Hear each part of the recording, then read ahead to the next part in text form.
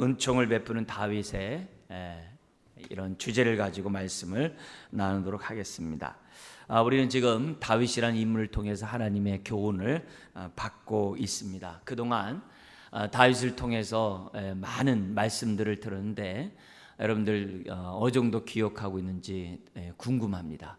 사실 이 9장에서부터 다윗의 하반전, 그러니까 후반부 인생이 시작됩니다. 그래서 전반부에 다윗의 삶을 우리가 한번 좀 점검해 볼 필요가 있습니다. 그래야 이 후반부의 삶을 살아가는 다윗을 통해서 또 다른 하나님의 그런 교훈들을 우리는 얻을 수가 있을 것입니다. 이 사무엘상에 우리서부터 우리가 다윗을 살펴봤는데요. 다윗이 하나님 앞에 쓰임 받았던 가장 이 주된 이유가 뭐라고 그러죠? 왜 그는 하나님의 마음에 합한 인생이 되었는가? 우리 세 가지 관점에서 얘기를 했었는데요.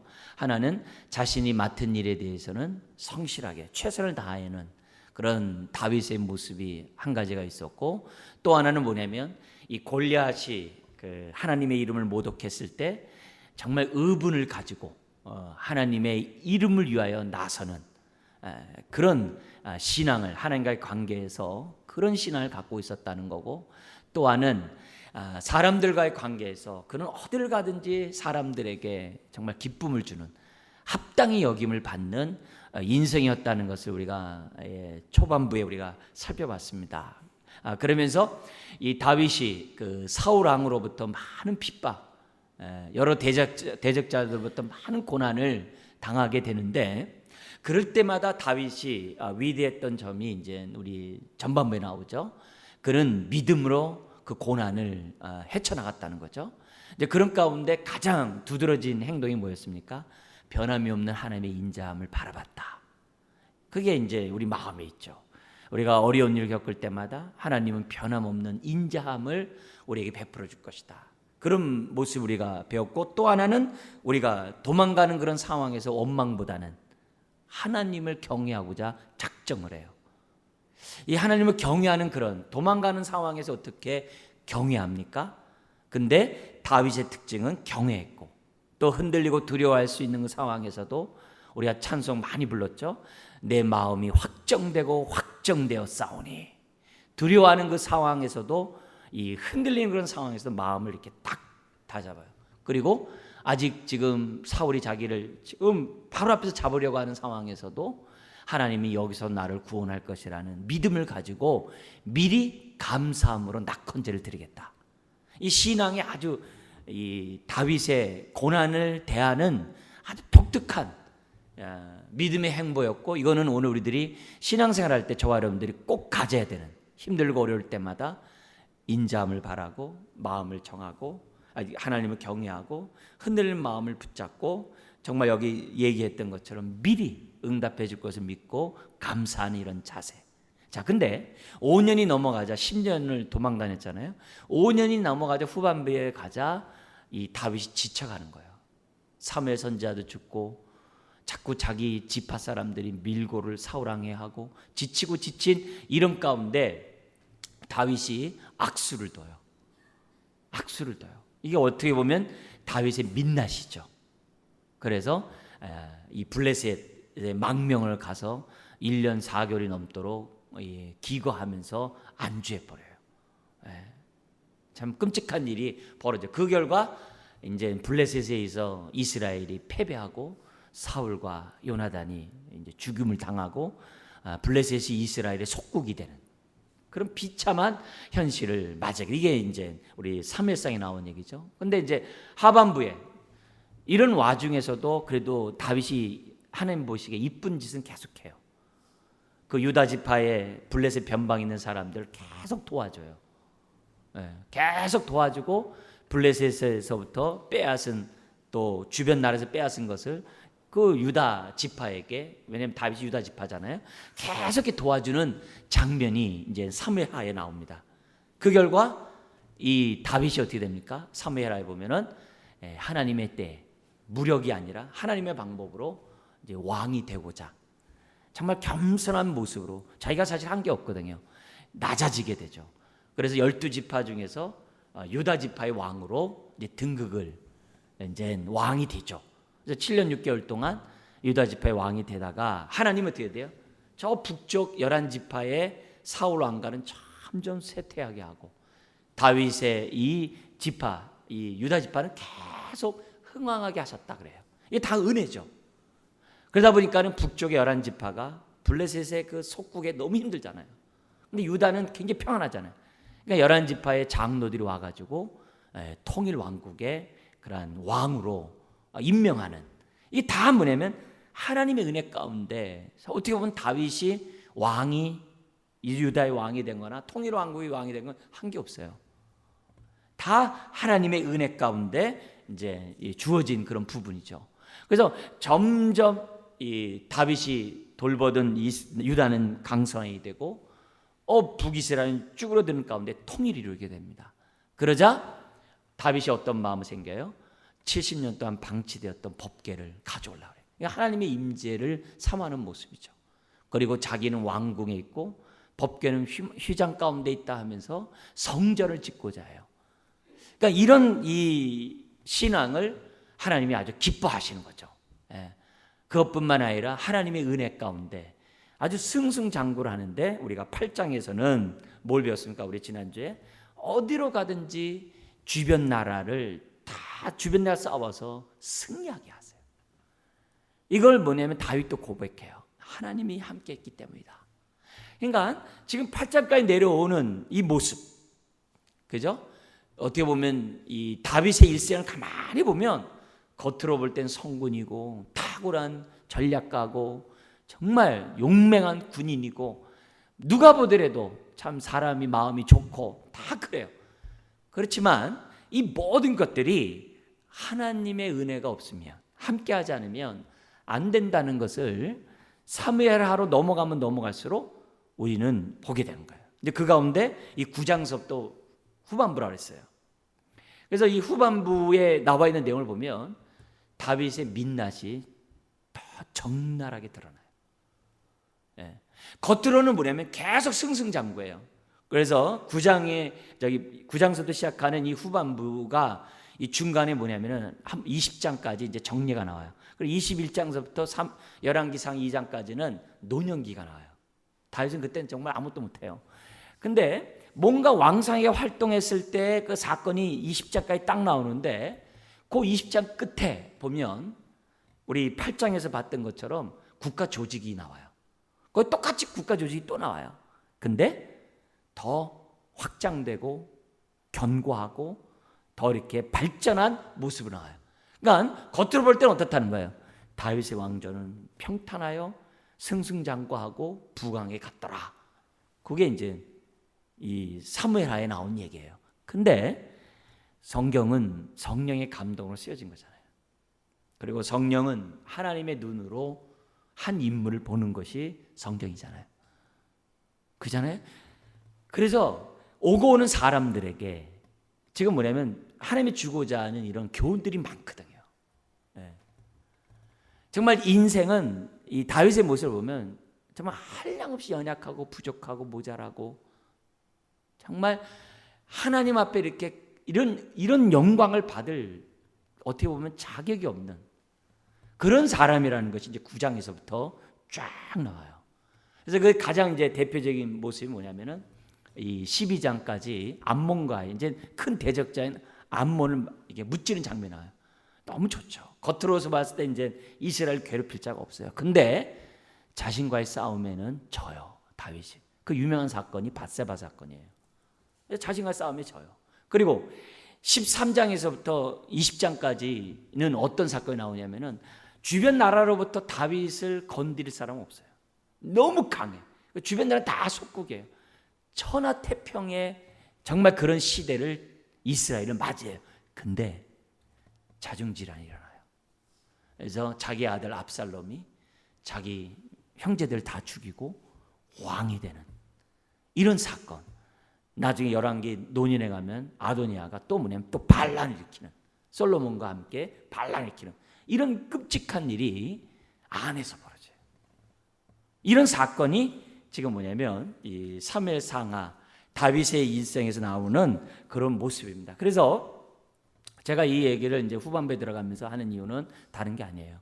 신앙은 무엇보다 뭐냐면 이중 전쟁을 잘해야 한다는 거죠. 그래서 민수기가 그걸 보여주잖아요. 이중 전쟁을 잘해야 돼. 하나는 뭐냐면 밖으로만 싸우는 게 아니라 나와 싸워야 돼. 외부로만 싸우는 게 아니라 우리와 싸워야 돼. 그 이중 전쟁을 잘해야지 내가 밖에 이겼어도 나는 어떻게 돼요? 정과 욕심에 얼마든지 질 수 있다는 거예요.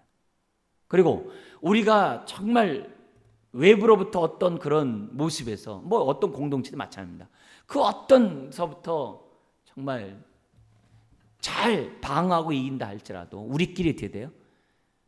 그리스도의 몸을 세워가지 않으면 정말 우리들이 사랑 안에서 이렇게 한 몸 되지 않으면 교회는 한순간에 훅 날아가요.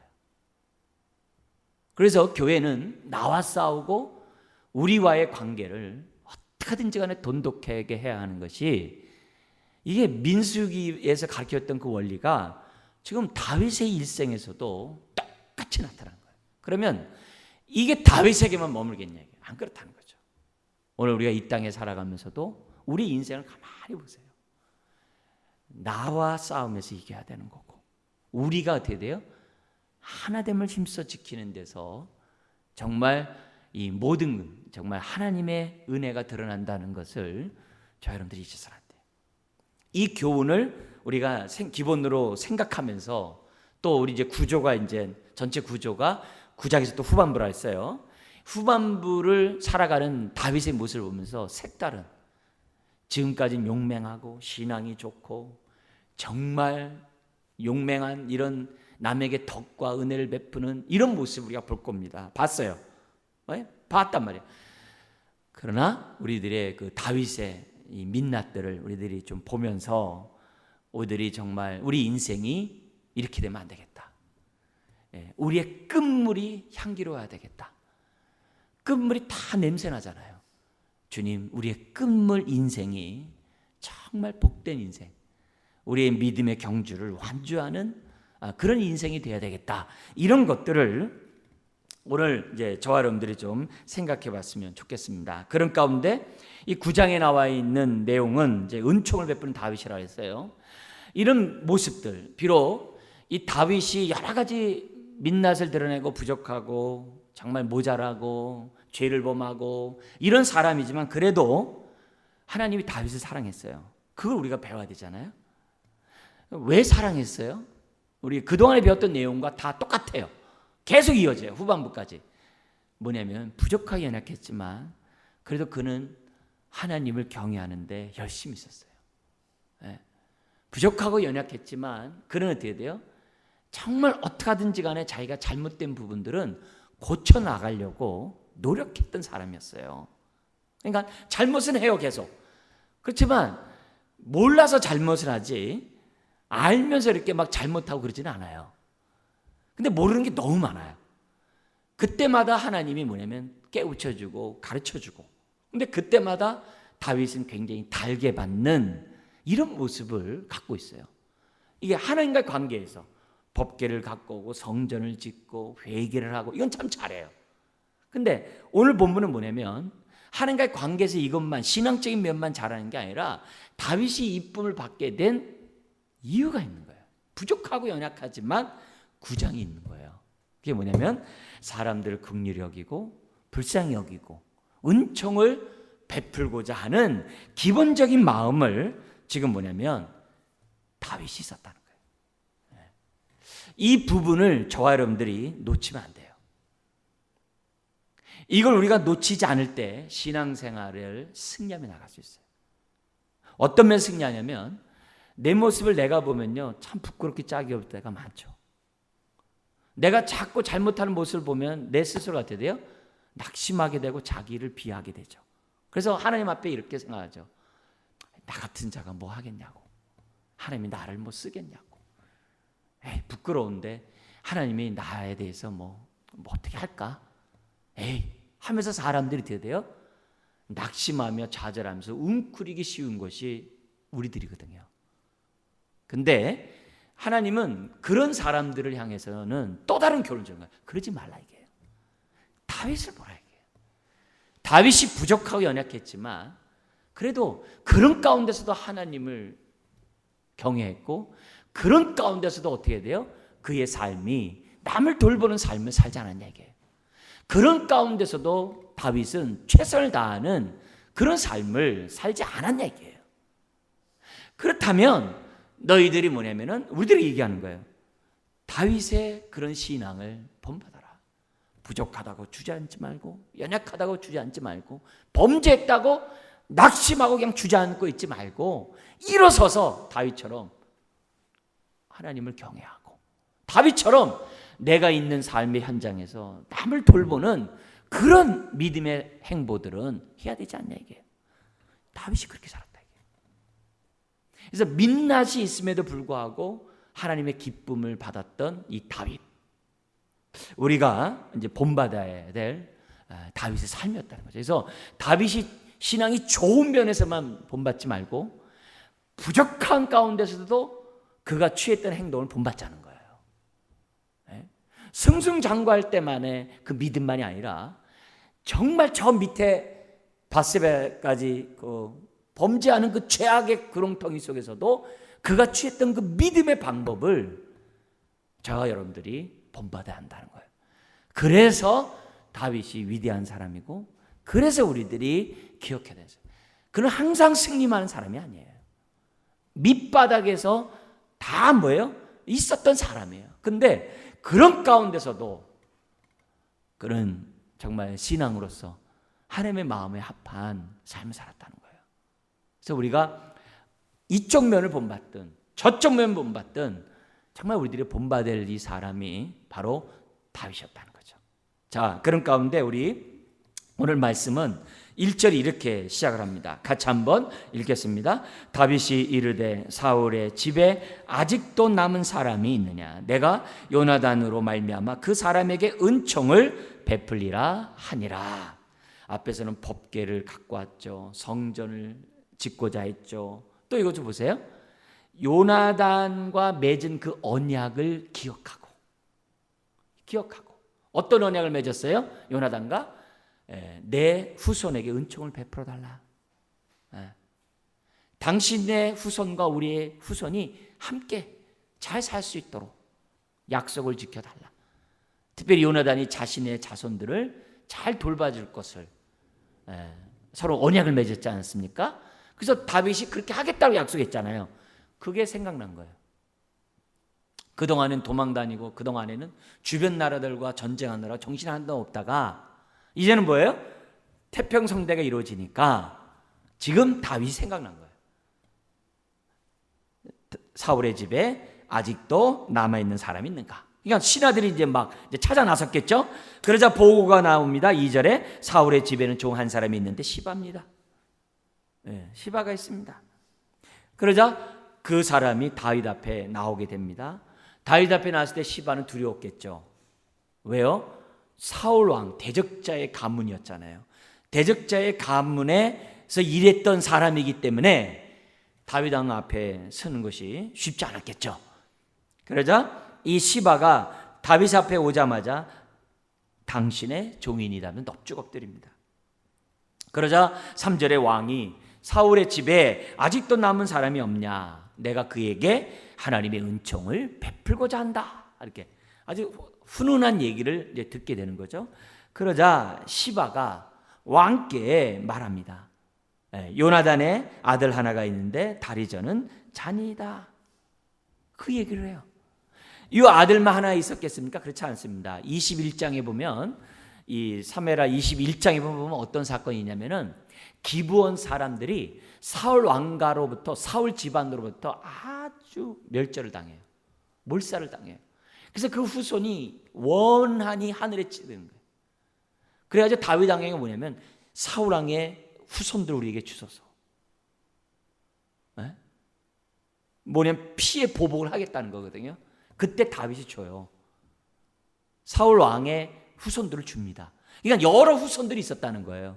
근데 그 가운데 이 시바라는 사람이 이 왕을 이렇게 옆에서 섬기는 사람이었기 때문에 이 머리가 얼마나 돌아가겠습니까?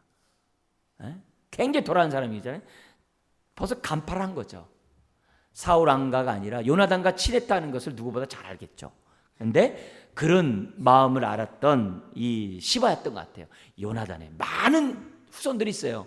근데 요나단의 아들이 있나이다. 딱 그래요. 그러자 왕이 이제 놀라는 거죠. 어딨냐?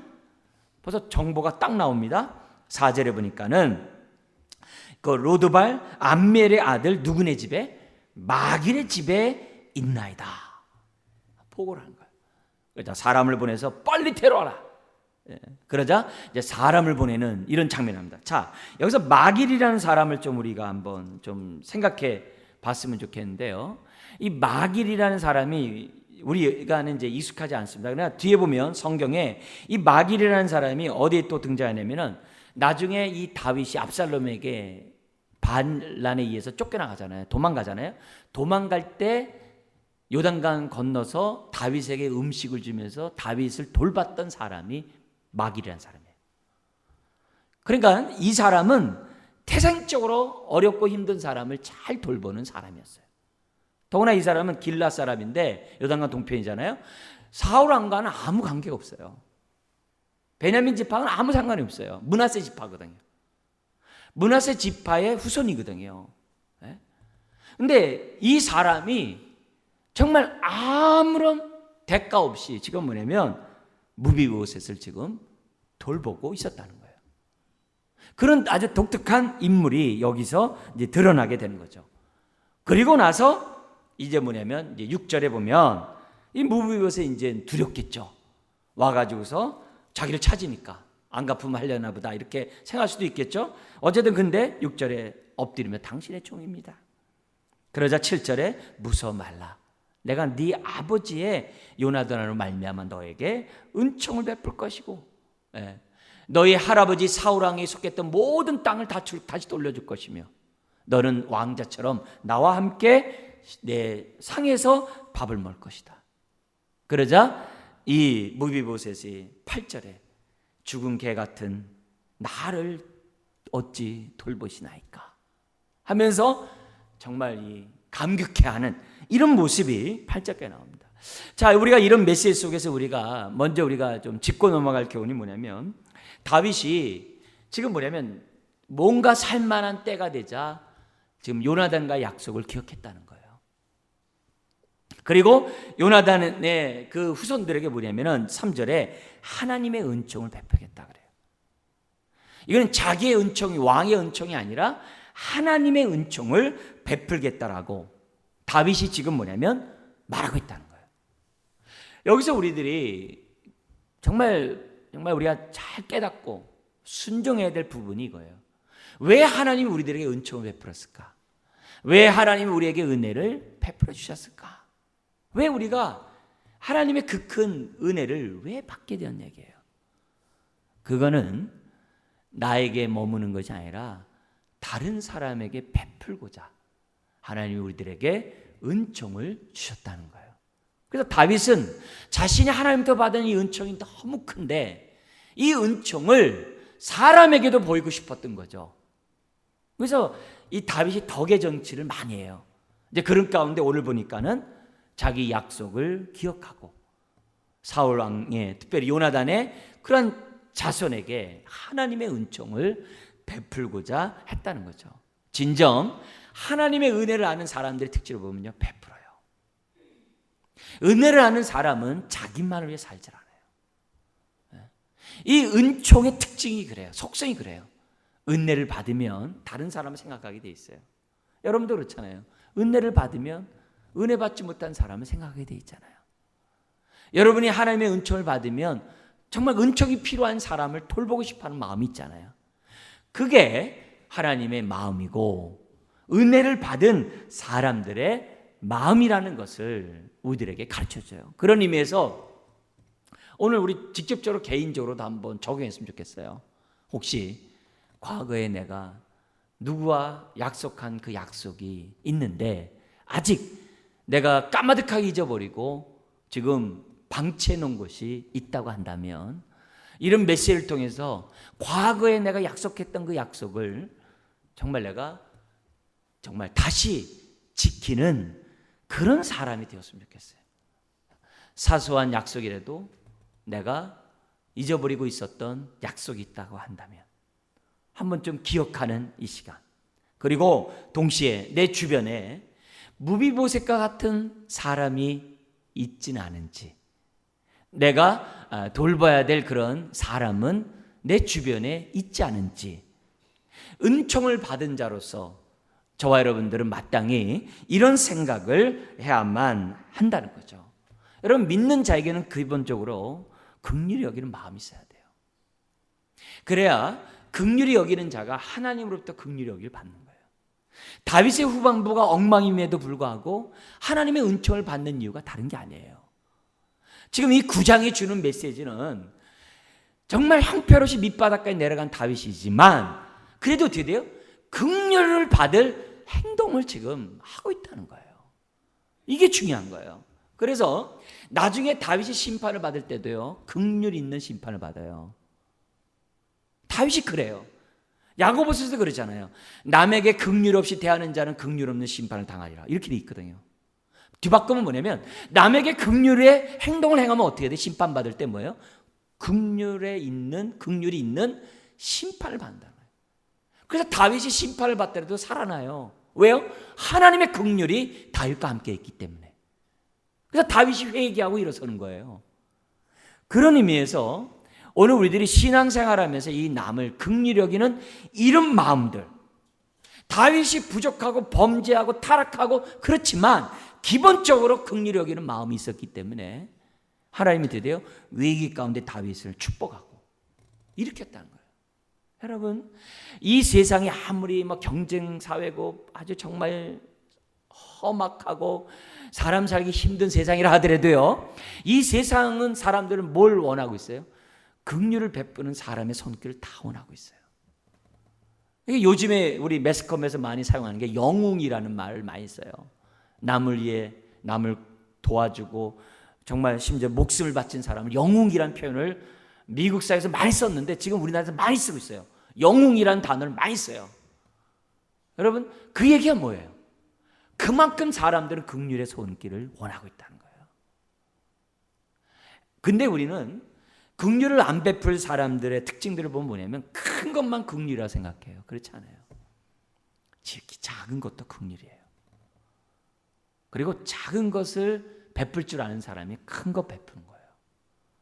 그래서 한 번에 끝내려고 하지 말고 우리가 어떻게 돼요? 작은 것에서 또 따뜻한 마음을 갖는 이런 다윗의 모습, 이게 오늘 저와 여러분들이 가져야 될 모습이라는 거예요. 이런 모습을 갖지 않으면 우리 주변에 어떤 사람이 남아있는 거예요?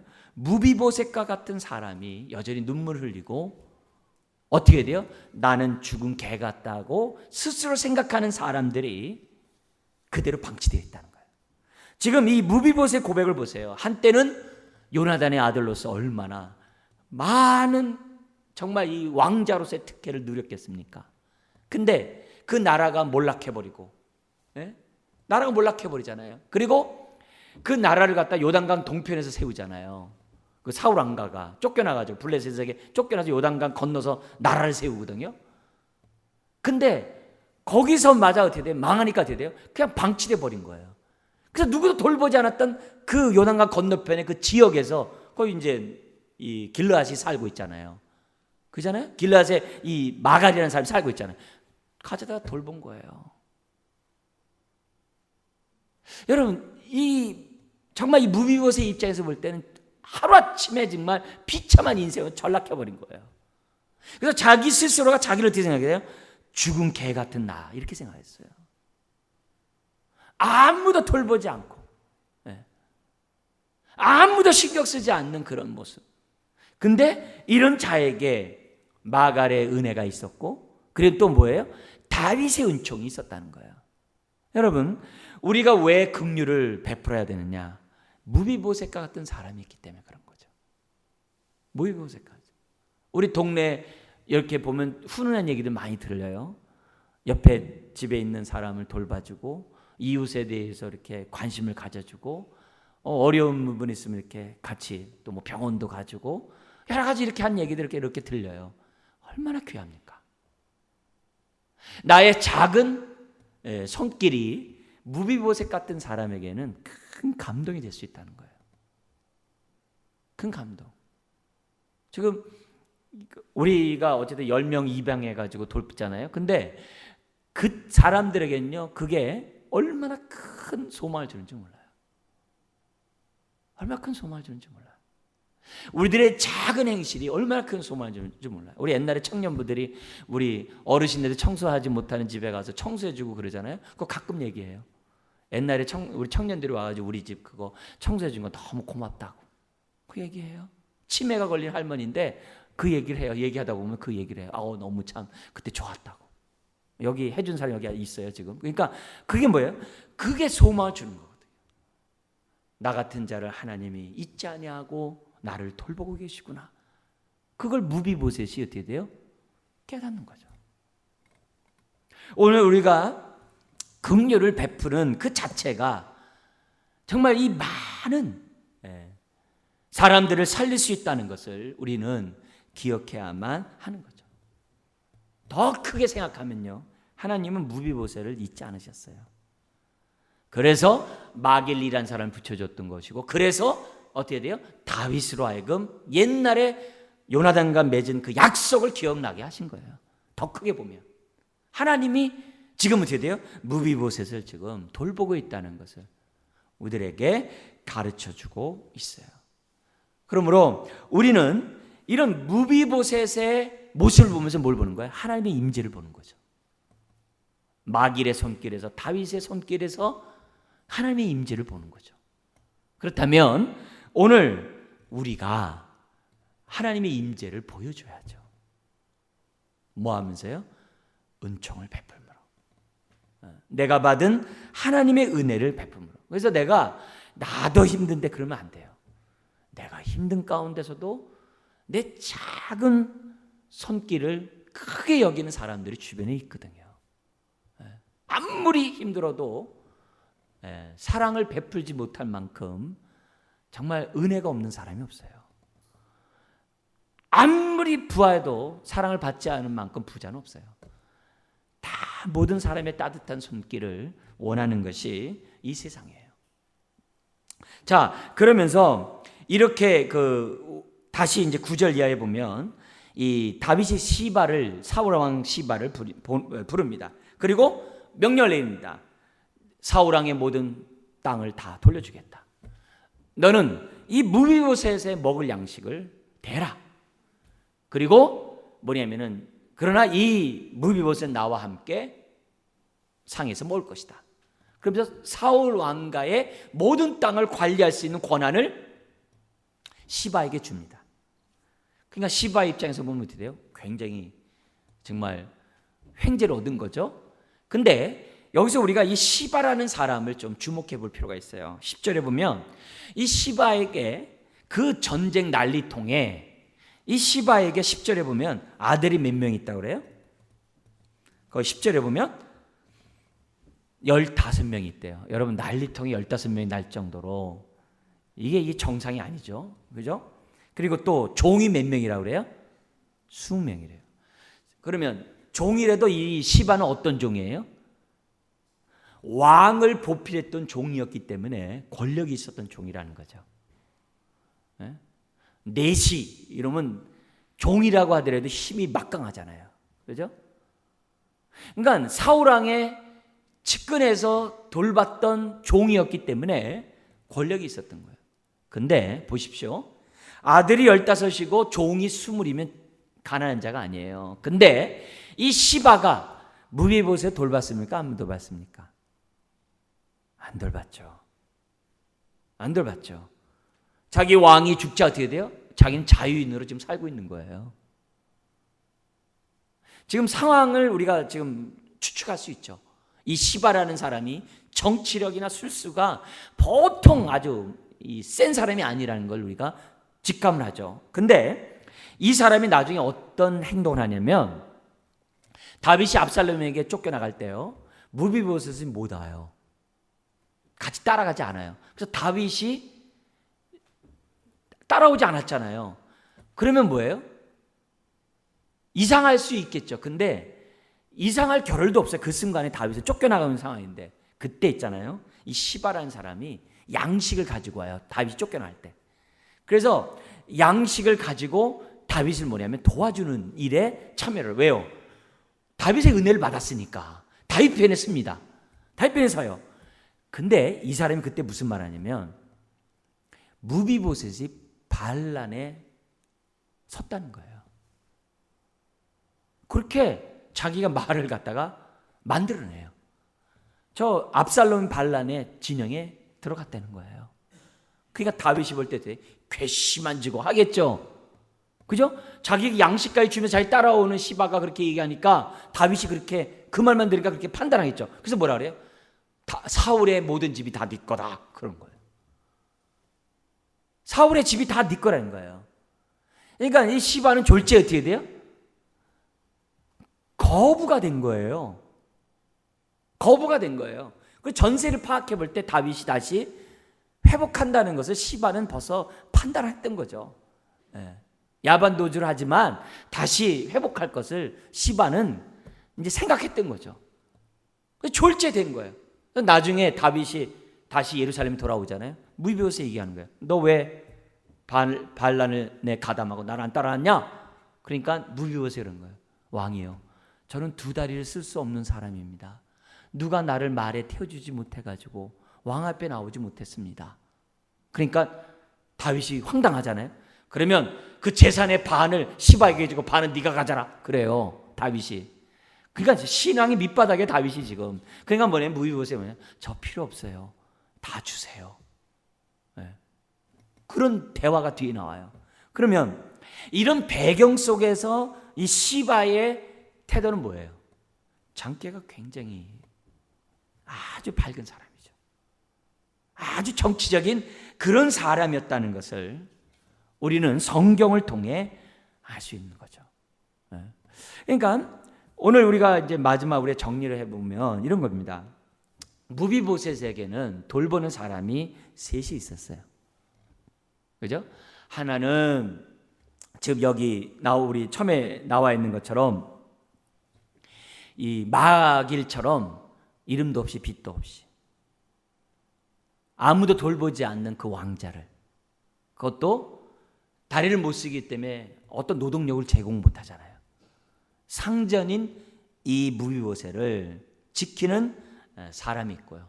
또 하나는 뭐냐면은 요나단과 맺은 그 약속 때문에, 또 인간 관계 때문에 돌보는 다윗이 있었고, 그리고 또 하나는 자신의 유익에 따라 형식적으로 또 종이라는 의무에 따라 섬기는 시바가 있어요. 세 종류의 사람이 무비보셋의 주변에 있는 것을 보게 돼요. 그래서 돌보는 세 사람의 마음이 가지각색이에요. 중요한 거는 어떻든 간에 시바든 또 관계에 의해서 돌보는 다윗이든 다 뭐예요? 돌봐야 한다는 거죠. 심지어 마길처럼 아무 연고가 없어도 돌봐야 된다는 게 우리가 첫 번째 우리가 배워야 될 교훈이겠죠. 그러나 우리는 뭐냐면 이왕이면 무비보셋을 돌보려면 우리들의 마음이 좀 이렇게 바뀌어야 한다는 거죠. 내가 억지로라도 시바처럼 돌봐야 되는 건 당연하겠죠. 억지로라도 의무적으로 돌봐야 되는 것은 당연하죠. 그렇게 하면서 내가 유익이 된다면 어쨌든 계산적이라도 돌보는 것은 어떻게 돼요? 멈추지 말아야 된다는 기본 내용이겠죠. 교훈이겠죠. 그러나 우리는 어떻게 돼요? 이왕이면은 어떤 이문을 원하고 유익을 원하고 의무적으로 돌보는 마음에서 우리는 어떻게 돼요? 마길과 같이 아무 연고가 없고 나에게 아무 유익이 없고 심지어는 사울 왕을 돌봄으로 그 감을 돌보며 해를 받을 수 있는 상황이라도 무비보셋이 있다면 돌봐야 된다는 거죠. 그리고 또 다윗과 같이 어떤 인간관계가 있고 이해관계가 있는 그런 사람 가운데 우리가 돌보는 거 귀하죠. 그잖아요. 내가 알고 있는 사람들이 어려운데 돌보는 거 얼마나 귀합니까? 근데 다윗 어떻게 돼요? 그런 다윗이 아니라 마길과 같이 그런 인간관계가 없어도 돌보는 그런 마음을 갖는 것이 우리들이 배워야 될 교훈이라는 거죠. 다윗은 사실 어떻게 돼요? 계속 떠벌려요. 내가 은총을 베풀리라. 내가 은총을 베풀리라. 내가 은총을 베풀리라. 근데 마귀는 그렇지 않아요. 마귀는 아무 말 하지 않고 어려움 가운데 있는 사람을 돌봐줬던 것을 성경 우리들에게 가르쳐주고 있습니다. 야고보서 1장 26절 27절에 하나님이 원하시는 참된 경건은 환난과 환난 중에 어려움 가운데 있는 사람을 돌보는 것이 참된 경건이라 했어요. 오늘 이 9장에 나와 있는 이 모습을 보면서 저와 여러분들이 은총을 베푸는 자로 주 앞에 서기를 주의 이름으로 부탁드립니다. 기도하겠습니다.